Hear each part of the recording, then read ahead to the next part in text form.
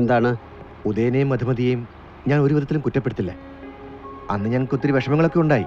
പോട്ടെ, അത് കഴിഞ്ഞല്ലോ. നിങ്ങൾ പിരിഞ്ഞു, കല്യാണം രജിസ്റ്റർ ചെയ്തുകൊണ്ട്. അല്ലെങ്കിൽ ഉദയനും മധുമതിക്കും ഭാവിയിൽ അത് ബുദ്ധിമുട്ടാവും. കമ്പൈൻഡ് പെറ്റീഷനാണെങ്കിൽ കാര്യങ്ങൾ എളുപ്പമായിരിക്കും. ഇതിലൊരു ഒപ്പിട്ട ഞാൻ കോടതിയിൽ ഫയൽ ചെയ്തോളാം. അത് ചെയ്യണമല്ലോ. പക്ഷെ മധുമതി മാത്രം ഒപ്പിട്ട് പെറ്റീഷൻ ഫയൽ ചെയ്താലും അത് കോടതി അക്സെപ്റ്റ് ചെയ്യും. അല്ല, അത് കമ്പൈൻഡ് ആണെങ്കിൽ. അത് വേണ്ട. ഒരു കമ്പൈൻഡ് ഏർപ്പാടിനും എനിക്ക് താല്പര്യമില്ല. കൂടുതൽ സംസാരിക്കാൻ തൽക്കാലം എനിക്ക് സമയമില്ല. ഒരു ഒപ്പിടാൻ അത്രയ്ക്ക് സമയം വേണോ? മിസ്റ്റർ, ഒരു കാര്യം തന്നെ പലതവണ പറഞ്ഞിട്ട് കാര്യമില്ല. നിങ്ങൾ ആ shot set. Okay sir. Ranji, ആ ഷോട്ട് സെറ്റ്. നിങ്ങൾക്ക് നിങ്ങളുടെ സിനിമയാ വരുന്നെങ്കിൽ എനിക്ക് എന്റെ സഹോദരന്റെ ജീവിതമാ വരുത്.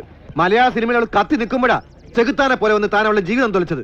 ഭാഗ്യത്തിന് അവൾ വീണ്ടും അഭിനയിച്ചു തുടങ്ങി. സൂപ്പർ സ്റ്റാർ സരോജ് കുമാർ അവളെ കല്യാണം കഴിക്കാൻ ഒരുക്കുവാ. അതിനാ ഡൈവോഴ്സ് ഉടനെ വേണമെന്ന് പറഞ്ഞത്. ഒപ്പിടാനാ പറഞ്ഞത്. ഒപ്പിടാൻ എനിക്ക് മനസ്സില്ലടോ. Shooting സ്ഥലത്താണോ divorce മണ്ണാങ്കട്ടയൊക്കെ? മര്യാദയ്ക്കാ ഞാൻ കാര്യം പറഞ്ഞത്. ഒപ്പിടിക്കാൻ മറ്റു വഴികൾ എനിക്ക് അറിയാഞ്ഞിട്ടല്ല. നീ എന്ത് ചെയ്യണം? പ്ലീസ് മിസ്റ്റർ ദിനേശൻ, നമുക്ക് ശരിയാക്കാം. ഞാനല്ലേ പറയുന്നത്. ദേവി അത് ഇപ്പൊ പോകും. ഞാൻ ഈ സിനിമ ഒന്ന് തീർത്തോട്ടെ. അല്ല ബേബിക്കുട്ടി, വന്നേ.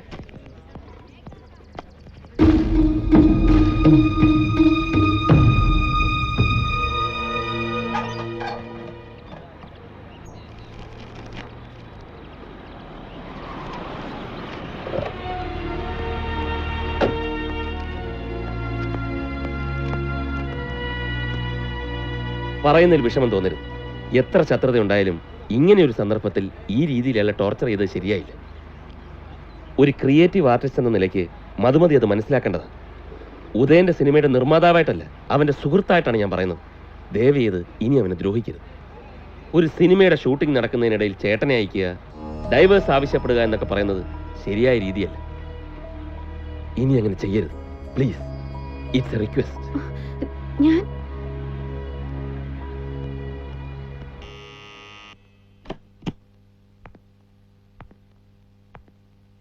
ചെയ്തു തന്ന സഹായങ്ങൾ കൊണ്ട് പൊറുതിമുട്ടിയപ്പോഴാണ് എനിക്ക് വീട് വിട്ടിറങ്ങേണ്ടി വന്നത്. ഇനിയും സഹായിച്ചേ അടങ്ങുമെന്നാണെങ്കിൽ എനിക്ക് വേറെ വഴികൾ നോക്കേണ്ടി വരും. സ്നേഹം തോന്നുമ്പോൾ ഞാൻ എല്ലാവരും അവിടെ വന്ന് കണ്ടോളാം. അല്ലാതെ പുറകെ നടന്ന് എന്നെ ആരും സ്നേഹിക്കണ്ട. മനസ്സിലായല്ലോ? സരോജ് സാർ ഒന്നും അറിയണ്ട. പണം മുടക്കിയച്ചാൽ മാത്രം മതി. ബാക്കി ഞങ്ങൾ ഏറ്റു.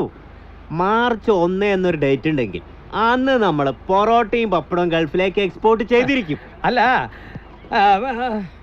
എന്തിനാ ഗൾഫിലേക്ക് മാത്രമാക്കുന്നത്? യൂറോപ്പിലും അമേരിക്കയിലും ഉള്ള ഒരു പൊറോട്ട തിന്നുകയല്ലേ? അതിരിക്കട്ടെ, കാച്ചിയ പപ്പടമാണോ നമ്മൾ കയറ്റി അയക്കാൻ പോകുന്നത്? വിഡിത്തം പറയാതിരിക്കൂ. പച്ചവെള്ളം. പച്ചവെള്ളം. ഈ കാച്ചിയ പപ്പടമാകുമ്പോ എയർപോർട്ടിലുള്ളവന്മാർ തട്ടുകയും മുട്ടുകയും ചെയ്ത് പപ്പടം പൊടിഞ്ഞു പോകില്ലേ?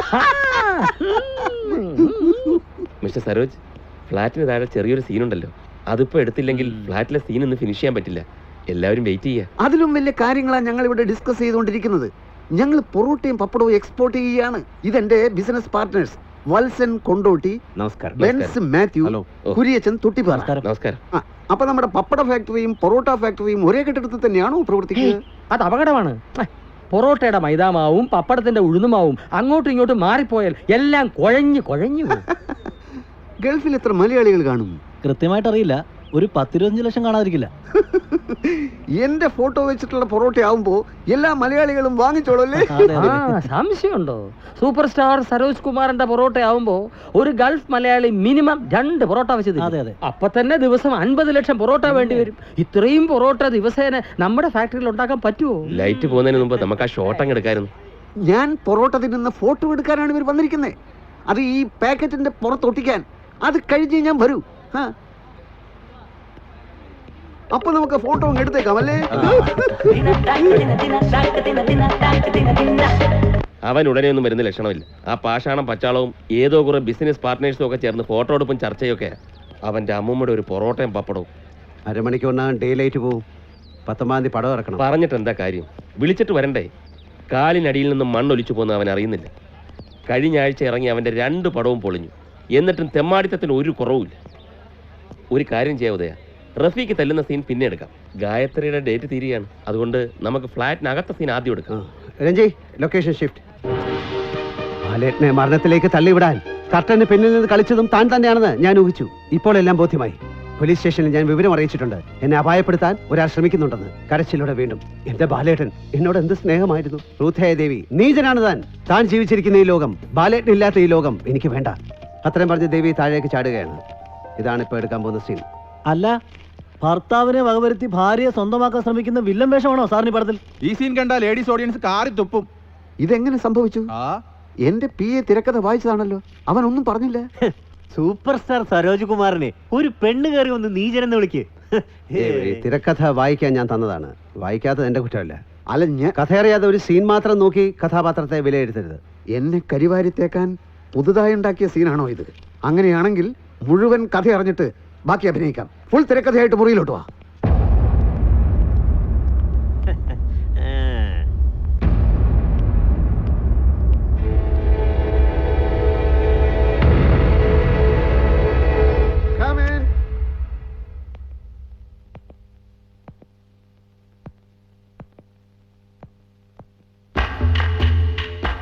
ആദ്യം മുതൽ വായിക്ക്, കേൾക്കട്ടെ. ഈ സിനിമയുമായിട്ട് ബന്ധമില്ലാത്തവരുടെ മുമ്പിൽ ഇത് വായിക്കാൻ എനിക്ക് ബുദ്ധിമുട്ടാണ്. ബന്ധമില്ലെന്ന് ആര് പറഞ്ഞു? സത്യത്തിൽ ഇവരെ ഞാൻ വിളിച്ചു വരുത്തിയത് തന്നെ എന്റെ ക്യാരക്ടറിനെ ഹൈലൈറ്റ് ചെയ്യുന്ന രീതിയിൽ ഈ തിരക്കഥ തിരുത്താൻ വേണ്ടിയാ. എന്റെ പല ഹിറ്റ് സിനിമകളുടെയും തിരക്കഥ തിരുത്തിയത് ഇവരാ. എങ്കിൽ പിന്നെ എന്തിന് തിരുത്തൽ മാത്രമാക്കുന്നു? ഇയാളുടെ മൊത്തം തിരക്കഥകളും ഇവരെ കൊണ്ട് എഴുതിപ്പിച്ചാ പോരെ? എന്താ വിളിച്ചത്? ഇയാളെന്നോ? ഞങ്ങളുടെ സൂപ്പർ സ്റ്റാറിനെ കയറി ഇയാളെന്ന് വിളിക്കാൻ താൻ ആരടോ? ഞാൻ പിന്നെ വരാം. താൻ പിന്നെ വരണമെന്ന് എനിക്ക് നിർബന്ധമില്ല. എനിക്ക് ദോഷം വരാത്ത രീതിയിൽ ഇവരെ കൊണ്ട് തിരുത്തി എഴുതിച്ചിട്ട് ഞാനിനി അഭിനയിക്കുന്നുള്ളൂ. നല്ലതുപോലെ ആലോചിച്ചും ഉറക്കമിളച്ചും കഷ്ടപ്പെട്ടുമാണ് ഞാനിത് എഴുതി ഉണ്ടാക്കിയത്. അത് വഴിയെ പോകുന്നവരെ കൊണ്ട് തിരുത്തിക്കാൻ ഞാൻ സമ്മതിക്കില്ല. ആരാടോ വഴിയെ പോകുന്നവർ? സുഹൃത്തെ, നിങ്ങൾ ആരാണെന്ന് പോലും എനിക്കറിയില്ല. പിന്നെ എന്തിനാ നമ്മൾ തമ്മിലൊരു തർക്കം? തന്റെ ആദ്യത്തെ സിനിമയല്ലേ ഇത്? താൻ എഴുതി വെച്ചതൊക്കെ കറക്റ്റ് ആണെന്ന് ഞങ്ങൾ സമ്മതിക്കണമെങ്കിൽ താൻ നേരത്തെ പ്രൂവ് ചെയ്ത ഡയറക്ടർ ആയിരിക്കണം. ഞാൻ തർക്കത്തിനല്ലെന്ന് ഒരു തവണ പറഞ്ഞു കഴിഞ്ഞു. വർഷങ്ങളായിട്ട് ഞാൻ കഷ്ടപ്പെടുക ഒരു സിനിമ എടുക്കാൻ. ഒരുപാട് അനുഭവിച്ചു. ഇനി എന്നെ ദ്രോഹിക്കാൻ വന്നാലോ? ഞാനെന്താ ഭീഷണിപ്പെടുത്തണോ? മര്യാദയ്ക്ക് വേണ്ട വേണ്ട.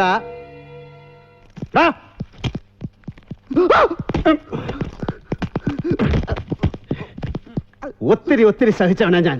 ഇനി വയ്യ. ഈ സിനിമയെ നശിപ്പിക്കാൻ ശ്രമിച്ചാൽ നിന്നെ കത്തിച്ചു കളയും.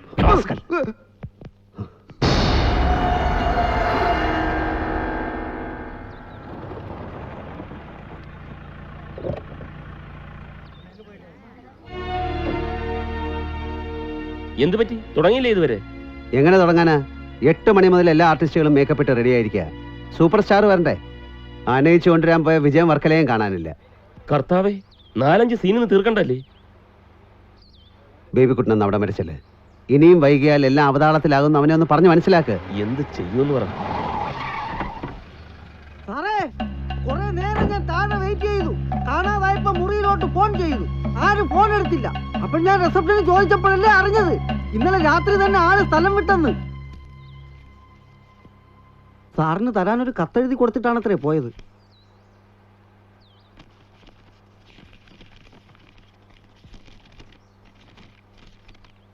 അഹങ്കാരി.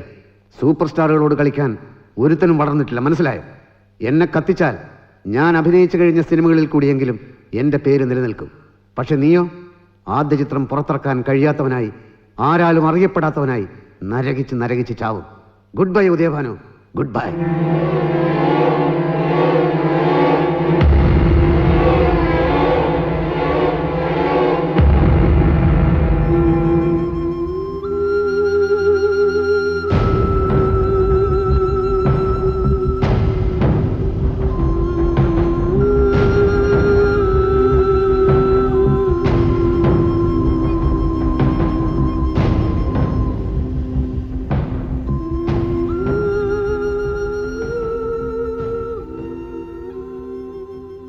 ആലോചിച്ച് സമയം കളഞ്ഞിട്ട് കാര്യമില്ല. അവനെവിടാ ഉള്ളതെന്ന് വെച്ചാൽ ഞാൻ ചെന്ന് കാണാം, കാല് പിടിക്കാം. വേറെ വഴിയില്ലല്ലോ. അത് ഞാൻ സമ്മതിക്കില്ല. ഞാൻ കടപ്പെട്ടു പോയാലും ഇവനെ പോലുള്ള തെമ്മാടികളുടെ കാല് പിടിക്കാൻ തന്നെ ഞാൻ സമ്മതിക്കില്ല ഉദയ. പിന്നെന്ത് ചെയ്യും? ആരാ നോക്ക്.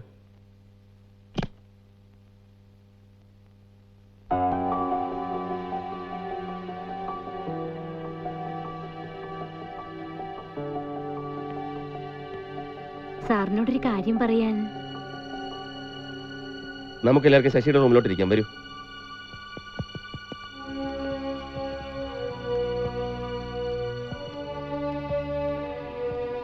ഷൂട്ടിംഗ് കഴിഞ്ഞു, ഞങ്ങൾ പോവാണ്. ഒന്ന് കാണാൻ പറ്റുമെന്ന് ചോദിച്ചു.